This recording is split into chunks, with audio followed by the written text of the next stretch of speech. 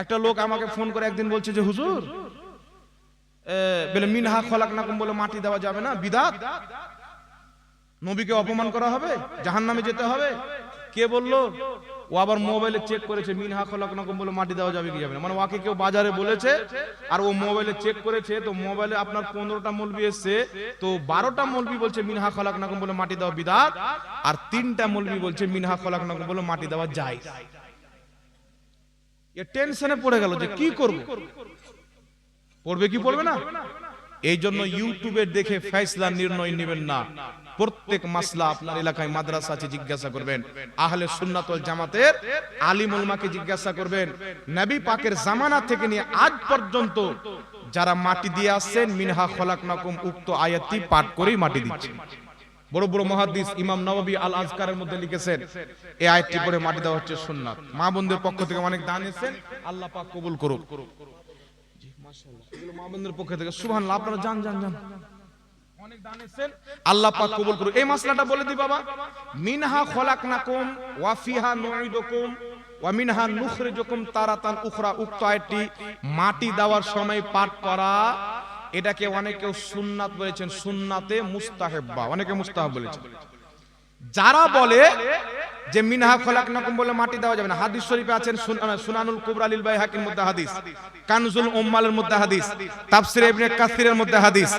আমার নবীর মেয়ে উম্মে কুলসুম যখন ইন্তিকাল করলেন, আমার নবী তিনাকে মাটি দেওয়ার সময় পাঠ করেছিলেন মিনহা খলাকনাকুম উক্ত আয়াতটি। একটু জোরে বলতে হবে সুবহানাল্লাহ, আর একটু জোরে বলেন না সুবহানাল্লাহ। কেউ বলতে পারে হাদিসটি জয়ীফ, আমল করা যাবে না, তো আমল করা যাবে কিনা মুহাদ্দিস বলবে না মৌলবি বলবে? এখনকার মুহাদ্দিসরা না বলবে কোন হাদিসে আমল করা যাবে কোনটাতে যাবে না। যারা বলে মিনহা খলাকনাকুম বলে মাটি দেওয়া বিদআত, তিনাদের সবচাইতে বড় মুফতি মুফতি আজমে সৌদি আরব ইবনে বাজ, সৌদি আরবের সবচাইতে বড় মুফতি।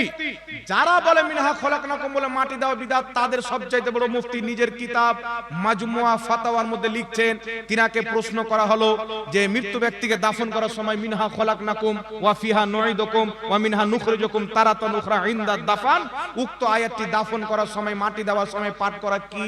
তো ইনি বলছেন হাজা সুন্নাতুন সুন্নাত। যে মৌলবি বলছে বিদআত, উনার বড় আব্বা বলছে সুন্নাত। তাহলে ভুল কে বাবা বলেন তো? ইমাম নববী রাহমাতুল্লাহ আলাইহি নিজের কিতাব আল আজকারের মধ্যে লিখছেন, প্রথম লোক মাটি দিবেন পড়বে মিনহা খলাকনাকুম, দ্বিতীয় লোক ওয়া ফিহা নুঈদুকুম, তৃতীয় লোক ওয়া মিনহা নুখরিজুকুম তারাতান উখরা, এইভাবে মাটি দিবেন। ইমাম নববী বলছেন এইভাবে মাটি দেওয়া মুস্তাহাব, অতি উত্তম তরিকা, আল্লাহ সওয়াব দান করবে। জোরে বলেন সুবহানাল্লাহ। ইমামুল্লাহ আলী কারি রাহমাতুল্লাহ আলাইহি নিজের কিতাব মিশকাতে সরা মিরকাতের মধ্যে লিখছেন মাটি দেওয়ার সময় উক্ত আয়াতটি পাঠ করা মুস্তাহাব। এই আয়াত পড়ে যারা মাটি দিবে, মাটিটাও নবীর সুন্নাত তরিকাতে হবে এবং আল্লাহ তাদেরকে সওয়াবও দিবে। একটু জোরে বলেন সুবহানাল্লাহ। কিন্তু কিছু বলছে মৌলবি বলছে বিসমিল্লাহ বলে মাটি দিতে হবে, দোয়া পাঠ করা যাবে না। এখন বলেন তো বাবা, ইমামুল্লাহ আলী কারি যিনি মক্কা মদিনার ইমাম ছিলেন, ইমামুল হারমাইন শরীফাইন, ইনি 2.5 লক্ষ হাদিসের হাফিজ। কত লাখ? 2.5 লাখ হাদিস ইনার মুখস্থ ছিল।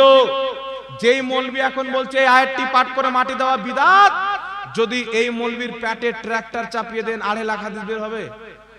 2.5টা হাদিস জানেন? 2.5টা। তাহলে ই ব্যাটার কথা মানবো না মুহাদ্দিসের কথা মানবো? মুহাদ্দিসের কথা মানবো। হাদিস এবং মুহাদ্দিস যেই দিকে, আহলে সুন্নাত ওয়াল জামাত সেই দিকে। একটু জোরে বলতে হবে সুবহানাল্লাহ। তাই এইগুলো আজকের যেগুলো মৌলবি ফিতনা ছড়াতে চাই সমাজে, 1400 পর 1450 পর এসে এদের বক্তব্য তালাক দিবেন, যদি টিপতে টিপতে চলে আসে লা হাওলা ওয়ালা কুওয়াতা ইল্লা বিল্লাহ পড়বেন, শুনবেন না। আহলে সুন্নাত ওয়াল জামাতের আলেমদের বক্তব্য শুনবেন। আপনি ওই দলে থাকবেন যেই দল হচ্ছে খাজা মঈনুদ্দিন চিশতির দল, যেই দল হচ্ছে গাউসে আজমের দল, যেই দল হচ্ছে ইমামে আজম আবু হানিফার দল, যেই দল হচ্ছে ইমামে হুসাইনের দল, যেই দল হচ্ছে মুহাম্মদ রাসূলুল্লাহর দেওয়া দল। জোরে বলেন সুবহানাল্লাহ। আল্লাহ পাক